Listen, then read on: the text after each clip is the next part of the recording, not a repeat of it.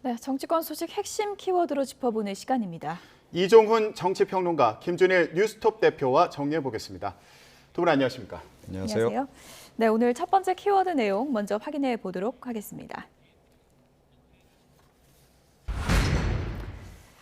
노무현 정부 마지막 총리가 윤석열 정부의 첫 총리가 될까요? 아직 인사청문회를 통과 안 했으니까 저 뒤에 물음표를 일단은 좀 붙여야 될 것 같은데 한덕수 카드를 선택한 부분, 어떤 부분이 가장 큰 요인이었을까요? 네, 뭐 여러 가지를 이제 고려한 것 같아요. 그러니까 그동안 계속 뭐 인수위 차원에서도 강조했고 또 당선인도 강조했던 게 경제와 통합이죠.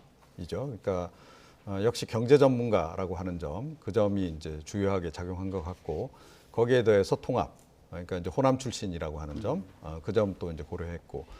그리고 또 과거 조금 전에 설명하셨듯이 노무현 전 대통령 시절에 이미 총리를 다 하셨던 분이시거든요. 그래서 진보 정권, 보수 정권을 넘나들면서 정통 관료로서 이제 실력을 발휘를 해 오신 분, 예. 그렇게 이제 봐야 되지 않을까 생각합니다. 네, 경제와 통합 그리고 진보와 보수를 넘나들었던 경륜 이런 부분을 짚어주셨는데 윤석열 당선인은 어떤 배경에 대해서 얘기를 했을까요? 직접 들어보고 얘기 나누도록 하겠습니다.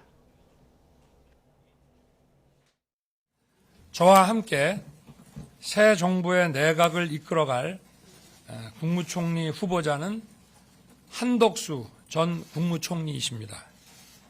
한덕수 국무총리 후보자는 정파와 무관하게 오로지 실력과 전문성을 인정받아 국정의 핵심 보직을 두루 역임하신 분입니다. 국민 여러분, 새 정부는 대내외 엄중한 환경 속에서 우리 경제의 재도약을 위한 기틀을 닦아야 하고 경제와 안보가 하나가 된 경제 안보 시대를 철저히 대비해 나가야 합니다.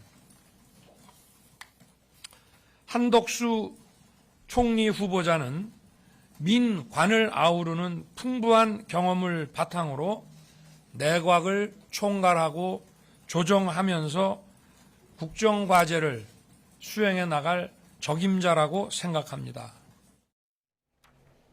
네, 윤석열 당선인의 인선 배경에 대한 설명을 들었는데 경제 안보 시대 적임자다 이런 얘기로 들리거든요.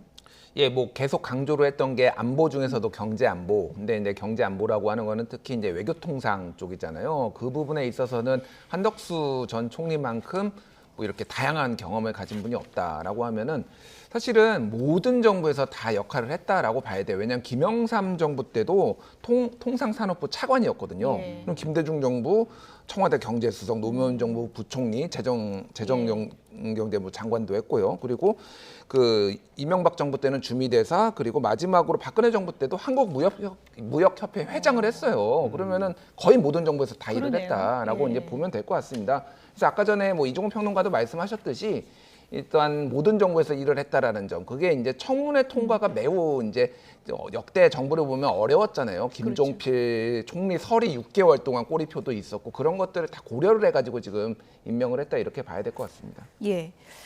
여러 가지 평이 나오고 있지만 뭐 철저한 시장주의자다 이런 평도 들리는 것 같고요. 4대 과제를 이제 제시한 내용을 보면은 재정 건전성이라는 단어도 들어가더라고요.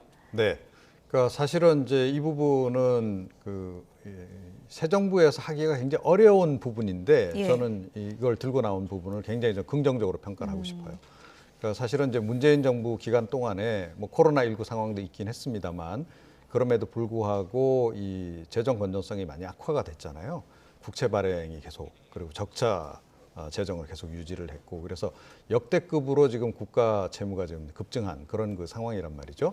그런 상태에서 지금 최근에 뭐 미국 동향을 보셔도 아시겠지만 미국 같은 경우에도 지금 재정 긴축 상태로 들어가고 있잖아요. 그래서 그동안 돈을 너무 많이 풀었기 때문에 이게 인플레 요인 압박도 있고 자칫 잘못하면 이제 스태그플레이션으로까지 갑니다. 불경기에 그냥 물가만 오르는 그런 상황을 이제 막아야 될 필요성 때문에 이제 미국 정도 그렇게 전환하는 거고 우리 정부도 사실은 지금 정도 국면에서는 초긴축 재정에 들어가야 된다라고 저는 생각을 해요. 그런데 어느 정도까지는 할지는 모르겠습니다만 어찌됐건 재정 건전성 어떻게 보면 이게 굉장히 인기 없는 정책이잖아요. 예, 그런 정책임에도 불구하고 이걸 하겠다라고 얘기한 점은 긍정적으로 평가를 해야 된다 이렇게 생각합니다. 오늘 아침 출근길에도 이제 이와 관련한 발언이 있었는데 이제 코로나19 관련해서 재정과 금융의 역할은 중요하지만 장기적으로는 재정 건전성에 대해서도 이제 고려해야 된다 이런 얘기가 있었고요. 예. 오늘 출근길에서 또 눈에 들어왔던 발언 중에 하나가 재건축 규제 완화가 필요하지 않다는 입장은 아니다. 또 이렇게 강조를 하기도 했거든요. 윤석열 정부에서 강조하는 게 이제 재건축 규제를 완화하겠다 이런 건데 뭐 그 사이에 나온 발언들이 좀 재건축에 반대하는 거 아니냐 뭐 이런 얘기들이 있었나요? 일단 그 예전에 당선인이 이제 후보가 당선되고 나서 동아일보에 인터뷰를 한 게 있어요. 그때 뭐라고 얘기했냐면은 선거 기간 표를 얻기 위해 지속까지 가능하지 않은 정책들이 쏟아져 나왔다. 이렇게 얘기를 하면서 예. 포퓰리즘 파이터다. 뭐 이런 얘기가 나왔거든요. 그러니까 포퓰리즘에 대해서 강하게 반대를 하겠다라는 건데 사실은 이제 총리가 되시면은 또 이제 실제 바깥에서 조언하는 거하고 굉장히 좀 다를 수밖에 없잖아요. 실제 그런 부분들이 상당히 이제 약간의 톤 조정들을 하는 과정이다. 그러니까 재건축 완화도 어떻게 보면 집값을 좀 들썩이게 할 수도 있는데 예. 그런 부분들이 또 반대하는 건 아니다. 이런 식으로 조금 조정하는 과정이라고 좀 봐야 될 것 같아요. 지금. 예. 그리고 후보자 나이가 이제 73입니다. 물론 요즘에 100세 시대잖아요. 그러니까 뭐 73이면 뭐 그렇게 또 많은 나이도 아니다 이렇게 볼 수 있지만 어떻게 보면 좀 너무 올드보이의 귀환 아니냐 또 이런 시각도 있는 것 같습니다. 네, 뭐 미국 바이든 대통령도 굉장히 연로하시잖아요. 예. 그래서 사실은 대선 기간 동안에 굉장히 논란도 있기도 했었고 이제 그런데 제가 보기에는 건강 관리를 굉장히 잘하신 것 같아요. 일단은 그리고 사실은 이렇게 역대 정부를 거치면서 그 요직을 담당하려면 실력은 기본이고 거기에 그 인품과 더불어서 철저한 자기 관리가 더해지지 않으면 사실은 불가능합니다. 그런데 제가 뭐 일단 뭐 그 의사는 아니기 때문에 예. 정확하게 건강 상태를 진단 내리기는 어렵겠으나 예. 어제 이제 인터뷰하는 그런 거를 본 바로는 말씀하신 대로 별로 그 애로가 없으시고 그리고 정확하게 또 해야 될 말씀 다 하시고 그래서 판단력이나 이런 부분을 의심할 예. 정도의 뭐 건강 상태도 아닌 것 같고 그래서 충분히 그 지금 일을 수행하실 수 있을 정도가 아닌가 이렇게 생각하고요.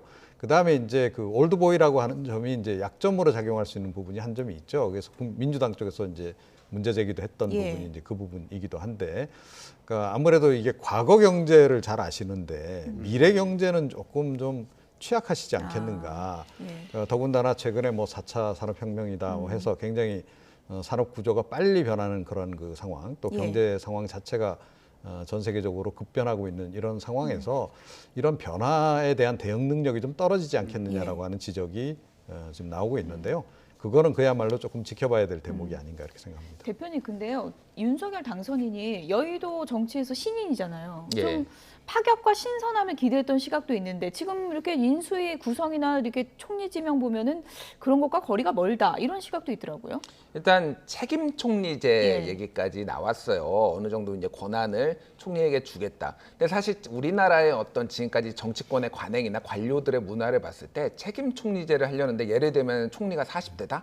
라고 했을 때 이게 정말로 원활하게 돌아갈 것인가의 문제예요. 그래서 뭐 이제 올드보이다, 과거로의 획이다라고 했지만은 전체적으로 보면은 지금 노무현 정부 때 굉장히 전체적으로 뭐 내각이나 뭐 인수위원들 평균 나이도 그렇고 40대로 낮았고요. 점점 올라가는 추세입니다. 네. 사실은 지금 한국의 중위값이 44세 정도 되거든요. 예. 그러니까 쭉 딱 전 국민을 세웠을 때 가운데가 44세라고 예. 한다라면 상당히 높은 거예요. 이제 옛날하고는 비교가 안 될 정도로 이제 점점 네. 나이가 드니까 그런 트렌드를 반영한 걸 수도 있고 장관에서 아마 파격이 나오지 않을까. 장관에서. 예. 뭐 30대, 40대 장관들 계속 윤석열 당선인이 얘기를 했으니까 그런 식으로 좀 그림을 그리고 있는 거 아닌가 그렇게 보여집니다. 네.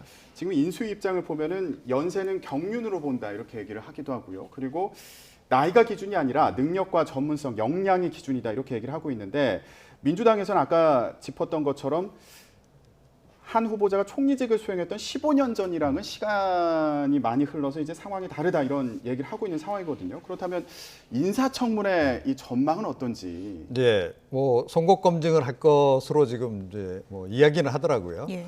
그런데 이 현미경을 들이댔을 때 과연 나올 만한 게 그리 있을까 이런 생각이 들어요. 이분은 이미 여러 차례 인사청문회를 거치신 분이란 말이죠. 그리고 그동안 이제 뭐 검증이라고 한다면 뭐 제가 보기에는 관료 중에서는 역대급으로 검증을 많이 받으신 분 가운데 한 분인데 과연 뭐가 더 나올까? 더군다나 뭐그 진보 정권에서 경제총리까지 이제 총리까지 하셨던 분이잖아요. 경제부총리 거쳐서 그런 상태에서 뭐 그야말로 뭐 별거 아닌 거 가지고 계속 지적하기 시작하면 이건 오히려 그 새 정부 출범 발목 잡기다. 이런 예. 평가가 또 나올 수도 있는 겁니다. 그래서 민주당으로서도 지금 말은 굉장히 좀 세게 뭔가 검증을 할 것처럼 이렇게 얘기는 하지만 내부적으로는 아마 상당히 좀 부담감을 많이 느끼고 있을 것이다 이렇게 생각합니다. 오늘 아침에 민주당 우상호 의원이 라디오 인터뷰에서 아주 큰 게 안 나오면 우리도 참 이거 거부하기는 힘든 카드다 이렇게 얘기를 했더라고요. 뭐 그런 거를 감안을 해서 이번 예. 인사가 된 거죠.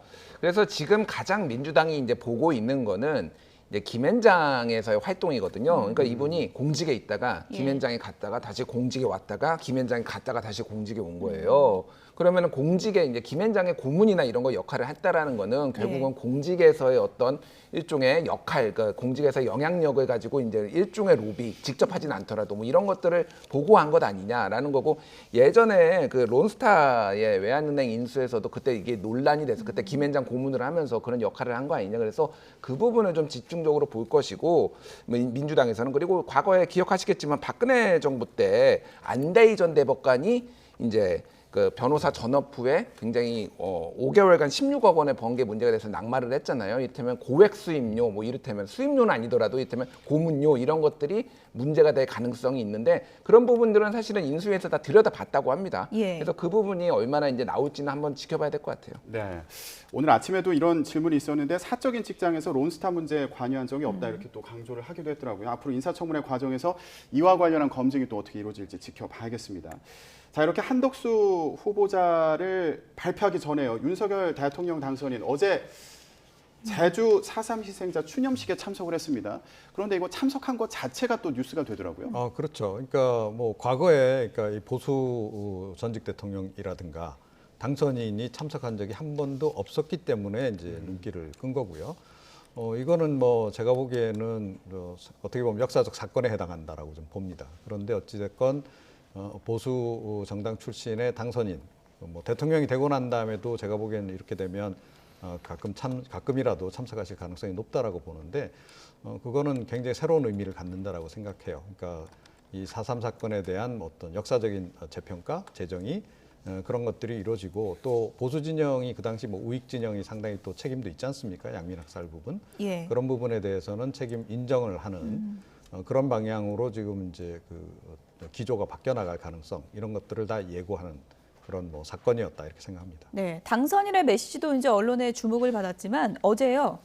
윤석열 당선인하고 박범계 장관이 잠깐 제외하는 그 장면에 언론의 카메라가 집중됐는데 한때는 뭐 서결이 형 했던 사이 아니겠습니까? 하지만 예. 어제는 분위기가 상당히 좀 어색했다고 그러죠. 뭐 연수원 동기고 예. 나이는 윤석열 당선인이 이제 구수를 하다 보니까 더 많지만은 상당히 이제 가까웠던 관계인데 어제는 악수만 하고 아무 얘기도 안 했다고 합니다. 뭐 이제 뭐 얼마 안 남은 기간이긴 하지만은 조만간 이제 송곳 이제 질의를 하는 박범계 의원을 막 기대를 하셔도 될 것 같아요. 예. 이제 과거에 좀 좋았다가 안 좋아졌다가 다시 이제는 강경 모드로 돌아서지 않을까 그렇게 보여집니다. 네.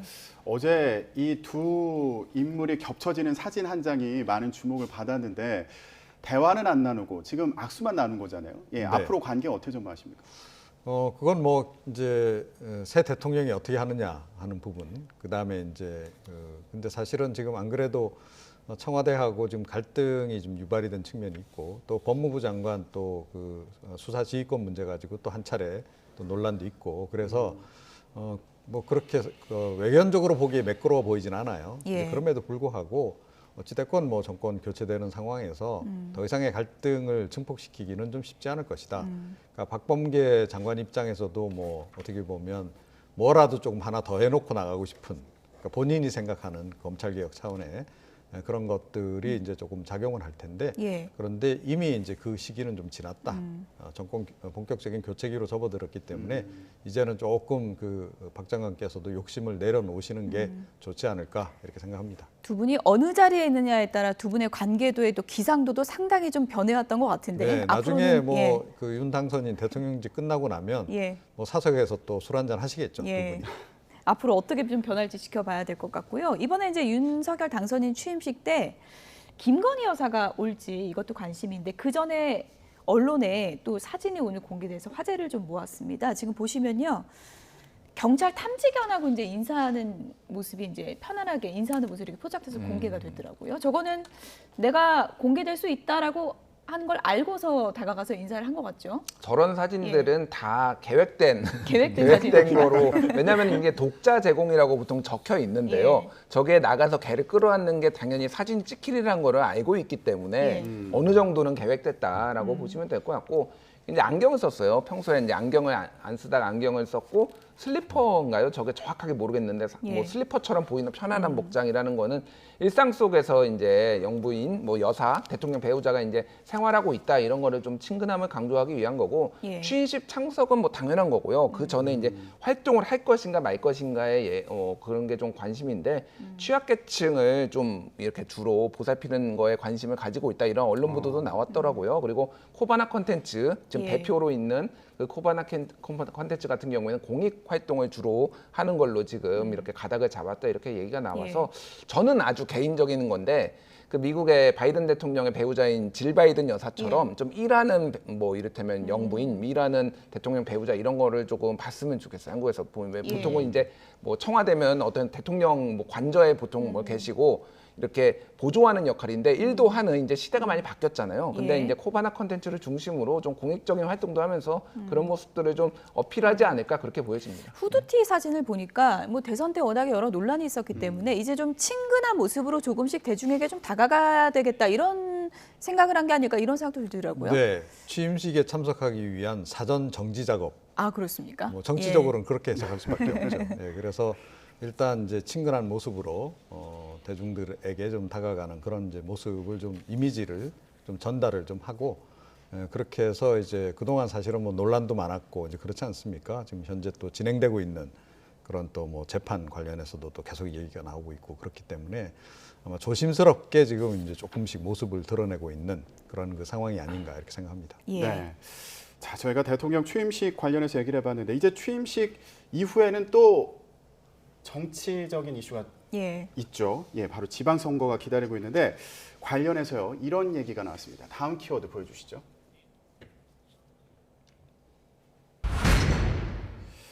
소선호 아들 온조 비류가 생각난다. 네, 서울시장에 도전하겠다고 밝힌 민주당 송영길 전 대표가요 이런 얘기를 했습니다. 자, 그래픽 준비했는데 좀 보여주시죠. 발언이 좀 길어서요. 고구려를 세운 주몽의 아내 소선호의 아들이었던 온조와 비류 형제가 생각난다. 이런 얘기를 했는데 지금 인천에서 서울 송파구 거여동으로 이사를 했다고 밝히면서 이런 발언을 했거든요. 어떤 의미가 있는 건가요? 일단 저 온조와 비류가 여기 나와 있지만 주몽 고구려 이제 건국의 아버지죠. 주몽의 아들인데 온조 같은 경우에는 지금 얘기했던 송파구 쪽에 이제 자리를 잡았고요. 아, 그렇군요. 그리고 비류 같은 경우에는 인천 쪽에 자리를 잡았습니다. 그래서 얘기를 하자면은 지금 온조하고 비류는 송파, 인천이니까 본인이 인천에 있다가 여기에 온 것을 네. 역사적으로 좀 이렇게 의미를 예. 부여하기 위해서 그래서 뭐 경기와 서울이 아니 그러니까 인천과 서울이 한형제다. 근데 너무 많이 거슬러 올라가요. 그렇게 따지자면은 너무 많이 예. 거슬러 올라와서 이게 얼마나 좀 사람들한테 설득력이 있을지는 저도 모르겠습니다. 어쨌든 그런 서사를 좀 부여하는 것 같아요. 왜냐하면은 인천시 쪽에서는 조금 황당하다라는 반응도 있거든요. 인천시에서 계속 국회의원도 하고 시장도 하고 그랬는데 갑자기 옮겼을 때 인천 시민들 지지했던 시민들의 어떤 상실감 그런 것도 얘기가 나오고 그래서 그런 부분들을 조금 정당화하기 위해서 그런 뭐 이를테면 큰 틀에서는 다 같은 뿌리다 이런 거를 좀 강조하기 위해서 지금 역사적 비유를 한 것으로 보입니다. 예, 온조하고 비류까지 등장시킨 건 나 그만큼 비장한 각오로 나왔다 이런 각오 아닙니까? 뭐 이제 역사적인 그런 이제 정통성까지 이제 예. 찾아가는 거 보면 이제 뭐 그렇게 볼 수도 있겠습니다. 그러니까 지금 워낙 지금 논란이 많아요. 그 당 내에서도 논란이 많고 지금 당 밖에서도 좀 많은 지적들이 나오고 있고 하니까 그런 거에 상당한 좀 부담을 좀 느끼고 있는 거죠. 그래서 내가 서울시장에 출마할 수밖에 없는 이유를 여러 가지로 이제 설명하는 그 과정에서 이제 이런 표현까지 좀 등장했는데 제가 보기엔 조금 과다한 표현이 아니었나. 조금 전에 너무 많이 거슬러 예. 올라가셨다라고 얘기하셨는데 그렇게 좀 생각이 들고요. 그러니까 지금 뭐 이 부분 말고 그러니까 지역을 옮겼다는 거 말고 또 다른 지적이 나오는 것은 지난 대선 기간 동안에 아마 다 기억하실 겁니다. 그러니까 이 86 용태론 그때 나왔었잖아요. 근데 송영길 그 전 대표 같은 경우에는 86 중에서도 맏형격이란 말이에요. 자, 그러면 86의 막내들도 지금 이제 용태를 하는 그 와중에 예. 그러니까 본인이 이렇게 직접 이렇게 선거에 뛰어드는 이 상황, 이거를 이제 국민들이 어떻게 납득할 것이냐 이제 하는 부분이고 민주당 쪽에서도 그 부분이 상당히 사실은 곤혹스러운 대목인 거죠. 그러니까 워낙 이제 뭐 정치적 비중이 진보 진영에서 큰 인물이기 때문에 당선 가능성이라고 하는 측면을 생각한다면 뭐 맞는 선택일 수도 있는데 그런데 세대 교체라고 하는 관점에서 보자면 이게 또 흐름이 안 맞으니 이걸 어떻게 국민들, 유권자를 대상으로 설득을 해낼 것인가. 이 부분이 향후에 굉장히 큰 과제가 그래서 될 것 같습니다. 네, 그러니까요. 이게 민주당 안에서도요. 서울을 지역구로 둔 의원들이 반발한다 이런 얘기도 나오고 또 개파 갈등의 시초가 될 수 있다 이런 지적도 있더라고요. 이게 생각보다 기류가 좀 강경합니다. 예. 지금 이르면 오늘 서울 지역 의원들이 지금 기자회견 연다고 하거든요. 송영길 대표 출마하는 것에 대해서 사실상 반대하는 그렇군요. 그런 거고 오늘 우상호 의원도 라디오에 나와가지고 송영길 출마로 지금 그림이 다 서울시가 다 무산됐다. 서울시 선거가 이를테면 이낙연 전 대표 차출론도 있었고요. 아니면 외부 인사 영향력 있는 외부 인사를 영입을 해가지고 이를테면은 전략 공천을 준다든지 이런 것들이 지금 다 어그러졌다라고 하면서 굉장히 톤이 좀 높았어요. 사실은 우상호 의원이 애둘러서 한 적은 있는데 이렇게 좀 세게 얘기한 거는 저도 처음 봤거든요. 그래서 뭐 이재명이 이낙연을 삼고초려해야 된다라는 논의도 있었다. 뭐 이런 식으로까지 좀 얘기가 나오고 있는 상황이에요. 그래서 이게 개파 갈등, 뭐 개파 갈등이든 아니든 이제면 친 이재명계가 밀고 있다라는 게 사실상 기정사실처럼 지금 예. 되고 있는 상황에서 개파 갈등이든 아니면 개파 갈등이 아니든 이 문제는 당분간 상당히 좀 논란이 되고 지속될 것 같아요. 어떤 갈등이. 일단 뭐 지금 서울시장 누구 나가냐, 경기도지사 누구 나가냐, 당내에서 이재명의 마음, 그러니까 명심이 어디에 있냐 이제 관건이 되고 있는 이런 상황인데 이재명 상임 고문도 지금 정치 활동을 꾸준히 이어가는 모양새입니다. 온라인 팬카페에 거기서 뭐 이장을 맡았다는데 이게 네. 무슨 얘기입니까? 예, 그러니까요. 팬카페가 이제 뭐 활동 중이다라는 얘기를 이제 저희가 보도를 듣기도 했고 예. 그랬었는데 그런데 이제 본인이 직접 이제 이 정도면 전면에 나선 이제 예. 그런 그 상황이 이제 되는 거죠. 그래서 이거 관련해서도 약간 좀 논란이 좀 있긴 있습니다. 그러니까 뭐 민주당 내에서도 이제 논란이 당연히 있습니다만, 그러니까 너무 좀 빠른 거 아니냐 이제 그런 지적이 있죠. 그러니까 대선 패배하고 지금 얼마 안 됐잖아요. 그러면 뭐 어느 정도는 그래도 조금 뭐 쉬는 시간 내지는 뭐 이제 패배에 따른 어떤 약간의 책임을 느끼는 그런 어떤 자숙의 기간 이런 거를 좀 가진 다음에 그 다음에 이제 활동 재개를 하면 좋겠는데 그런데 지금 제가 보기에는 거의 곧바로 지금 활동을 지금 시작을 한 상태가 예. 아니냐. 그러니까 서울시장, 경기지사 후보 분해까지 이미 벌써 영향을 좀 미치기 시작했고 이제 그런 그 상황이다. 그래서 이제 명심 얘기가 이제 나오는 건데요. 근데 명심이 가닥을 잘 잡아야 합니다. 그러니까 조금 전에 말씀드렸듯이 흐름을 잘 읽어야 된다. 예. 정권 세대 교체라고 하는 흐름하고 역행하는 방향으로 명심이 작동하면 별로 바람직하지는 않을 것이다. 이렇게 생각합니다. 이재명 고문의 앞으로 행보도 주목되는데 이 소통하는 방식도 또 관심을 많이 모으다 보니까 화제가 되는 측면이 있습니다. 개딸, 양아, 개삼촌, 개이모, 개언니, 개형까지. 예, 지금 애칭이 참 많습니다. 예, 지지자들을 칭하는 말인 거죠. 그러니까 그 민주당에서 밝힌 통계를 보면은 3월 11일부터 15일, 5일간이죠. 대선 끝나자마자 신규 당원이 11만 7,700명이 들어왔다라는 거예요. 이게 상당수가 이재명 고문, 이재명 전 후보의 어떤 지지자들이다. 이제 이렇게 봐야 될 것 같고 거기에 2030 세력들이 2030 세대가 상당히 많이 들어왔다라는 거예요. 그거에 좀 이제 고무돼서 그런 거고 지금 뭐 이종훈 평론가님도 말씀하셨지만은 지금 사실상 이제 8월 전당대회를 염두에 두고 예. 지금 움직이는 것 같아요. 근데 이제 문제는 뭐냐면은 선거에 지금 이번 6월 지방선거에 상당히 깊숙이 개입하는 모양새가 되거든요. 만에 하나 여기에서 결과가 안 좋았다라고 하면은 그 전당대회에서도 책임론이 다시 불거질 수 있는 거예요. 거리를 어디까지 이제 둘 것이냐에 조금 이런 것들이 조금 고민이 좀 있어야 되는 그런 상황인 것 같아요. 예. 이른바 뭐 명심 논란, 경기도지사 선거에도 지금 영향을 미치고 있는데 교통 정리가 좀 복잡할 것 같습니다. 다음 키워드 보시죠. 안민석 의원이 이런 얘기를 했어요. 간보기 정치, 안철수 하나면 족하다. 이렇게 꼬집었습니다. 여기서 간 보는 사람, 김동연 대표 얘기하는 거 맞죠? 네, 맞습니다. 그러니까 이제 뭐 계속 이제 독자 정당으로 갈 것처럼 정치 교체 얘기하다가 뭐 갑자기 단일화하고 뭐 지금 합당한다고 하고 거기에 더해서 또 이런 지자체장 같은 경우에는 서울시장으로도 거론이 됐었고 경기지사로서도 거론이 또 됐는데 어느 쪽이든 다 관계없다. 뭐 이래서 지금 또 경기지사 유력 후보로 또 거론이 되고 있고 예. 이제 이런 부분이 이제 좀 못마땅한 거죠. 자기는 그래도 이 경기 지역에서 오랫동안 꿈을 키우면서 또 공도 들여왔고 이제 그런 이제 인물 아니겠습니까? 예. 안민석 의원 같은 경우에. 그런데 갑자기 굴러온 돌이 뭐 주인 행사를 하려고 하니까 좀 기분이 나쁜 부분도 있겠죠. 그래서 아마 조금 저런 식의 반응을 보이고 있는 게 아닌가. 그러니까 이미 좀 경선을 좀 의식한 그런 발언이 아닌가 이렇게 생각합니다.